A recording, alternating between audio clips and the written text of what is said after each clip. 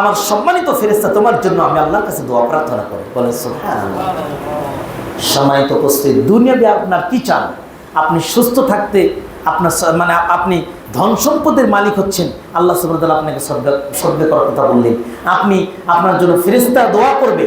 এবং আরেকটা পয়েন্ট যেটা 5 নম্বরে জানবো, যে সদকা করলে আল্লাহ সুবহানাহু ওয়া তাআলা যাবতীয় বালা মুসিবত, তার মানে রোগ হওয়ার পরেও এই রোগ থেকে আল্লাহ বান্দাকে মুক্তি দান করে তার সদকার কারণে। বলে সুবহানাল্লাহ।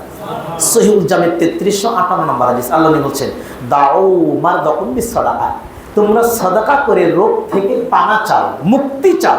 অনেক বড় রোগ হয়েছে, আপনি সদকা করেন, ওষুধ খান, দেখবেন আল্লাহ রহম করবে ইনশাআল্লাহ। আমাদের তাওহীদের ডাক পত্রিকা একটা ঘটনা উল্লেখ করেছেন, একটা সত্য ঘটনা।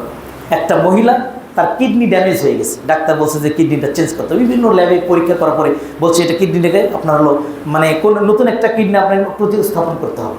তো মহিলাটা অ্যাড দিয়েছে যে এই পরিমাণ টাকা আমি দিব, 70-80 হাজার টাকা একটা কিডনি যদি কেউ বিক্রি করে। তো একটা বিধবা মহিলা এতে রাজি হয়, কিন্তু বিধবা মহিলাটা এই অসুস্থ মহিলার কাছে এসে কান্না শুরু করছে, অনুনয় বিনয় করে কান্না করছে। তখন অসুস্থ মহিলা বলছে, তুমি তো টাকা নিবা, কান্না করো কেন? একটা কিডনি তো তুমি দিবে, তুমি তো টাকা নিবা, মাগনা তো দিচ্ছ না। তখন সে বলছে যে আমার সুস্থ থাকাও দরকার, টাকাটা আমার খুব দরকার। আমার ছেলে ছোট ছোট 4-5টা সন্তান রেখে মারা গেছে আমার স্বামী, তা আমি এই টাকাটা নিয়ে তাদের জন্য নিব, কিন্তু আমি যদি কিডনি দেওয়ার পরে অসুস্থ হয়ে যাই, তাহলে তো আমি এই টাকাগুলো আমার সন্তানরা পাবে কিনা এটা আমি জানি না।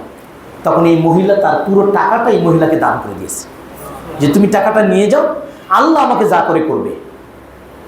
যখন থেকে টাকাটা দান করেছে, তারপর থেকে ওই মহিলাটার তার যে ব্যথা বেদনা এটা উপশম হওয়া শুরু হয়েছে। আস্তে আস্তে আস্তে আস্তে 10 দিন পর ওই মহিলার কোনো রোগ নেই, সে আগের মতো সুস্থ। যখন 1 সপ্তাহ 15 দিন পর আবার ল্যাবে গেছে, ডাক্তার বলছে, পরীক্ষা করে অন্য একটা ল্যাবে পাঠাচ্ছে, যে 15 দিন আগে যে মহিলার কিডনি দুটাই অচল, সেই মহিলার কিডনি সচল হলো কিভাবে, কি কারণে সচল হলো?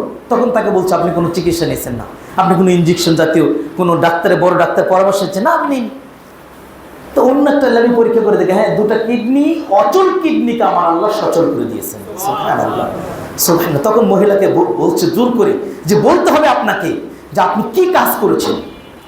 তখন সে স্বীকার করে না, তখন সে বলেছে যে আমার যতটুকু টাকা ছিল কিডনি প্রতিস্থাপনের জন্য আমি এটা ওই বিধবা মহিলাটাকে আমি দান করে দিয়েছি। দান করার পর থেকে আমার আল্লাহ আমাকে সুস্থতা দান করেছে, আমি এখন আগের মতো সুস্থ। আমি যখন একদম রোগ হওয়ার আগে যেমন সুস্থ ছিলাম, আমি এখন তেমন অনুভব করছি। ডাক্তার বলছে যে আমার আল্লাহ আপনার পরিপূর্ণ দুটা কিডনিকে পরিপূর্ণ সচল করে দিয়েছেন। এই জন্য আল্লাহ বলছেন দাও মারদাকুম বিসসাদাকা। আমার চোখের সামনে আমার একদিনই ভাই, তার ডাক্তার বলছে তার মেরুদণ্ডের হাড় ক্ষয় হয়ে গেছে। সে ডাক্তার বলছে আর জীবনে কোনোদিন সে দাঁড়াতে পারবে না, জীবনে দাঁড়াতে পারবে না। তাকে শুয়ে থেকেই আপনার মানে হেলান দিয়ে বসতে করতো, শুয়ে থাকতে দাঁড়াতে পারবে না। আল্লাহু আকবার। রাজশাহীতে চলে গেলেন ইতিমখানায়, দান করলেন, সদকা করলেন, আল্লাহ রাস্তায় ব্যয় করলেন। এখন সে দিব্যি সুস্থ মানুষ, আমাদের সাথে দাওয়াতি কাজ করছে। আল্লাহু আকবার, আলহামদুলিল্লাহ। আমি বগুড়াতে একটা মসজিদে মাসে একটা খুতবা দিই। খুতবার পরে মসজিদ থেকে বেরিয়েছি, সব মুসল্লি চলে গেছে। একটা লোক আমার সামনে দাঁড়িয়ে তার চোখের পানি দিয়ে দাড়িটা ভিজিয়ে দিচ্ছে, কান্না করছে। তা আমি ভাবছি হয়তো অসহায় কিছু চাবে, তো বললাম ভাই কিছু বলবেন আমাকে, বলেন, সমস্যা নেই, আপনি কান্না করছেন কেন? তখন সে আমার হাত ধরে বলছে যে ভাই আমার একটা মেয়ে আল্লাহ দিয়েছে, মেয়েটা খুবই অসুস্থ, ডাক্তারের চিকিৎসা তার কাজ করছে না।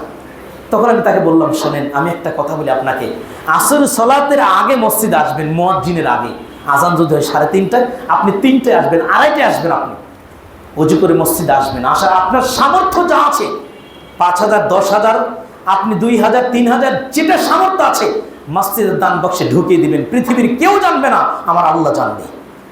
ঢুকিয়ে দিয়ে আপনি মসজিদে সিজদায় করে চোখের পানি ফেলবেন, 2 হাত তুলে একা একা কাঁদবেন যে আল্লাহ, তোমার নবীর হাদিস যে সদকা করার কারণে তুমি রোগ থেকে পানা দাও, আমার মেয়েটাকে তুমি সুস্থতা দান করে দাও। আপনি এভাবে দেখেন, আমি দোয়া করি আল্লাহ আপনার মেয়েটাকে সাফে কামেলা দান করুন। দীর্ঘ 1 মাস পর অথবা 2 মাস পর যখন সেই মসজিদে আবার গিয়েছি, মসজিদের খুতবার পরে আমার সামনে দাঁড়িয়ে এমন একটা হাসি দিয়েছে, আমার অন্তরটা ভরে গেছে। বলছে ভাই আমার মেয়ে এখন দিব্যি সুস্থ। আমি একটা নগণ্য মানুষ, আমি তাকে হাদিসের আমল করতে বললাম, আর হাদিসটা এত পাওয়ারফুল। নবী বলেছেন দাও মারদাকুম বিসসাদাকা, তুমি রোগ থেকে পানা চাওয়ার জন্য তুমি সদকা করো, আমার আল্লাহ তোমার রোগটাকে নিভিয়ে দিতে পারে।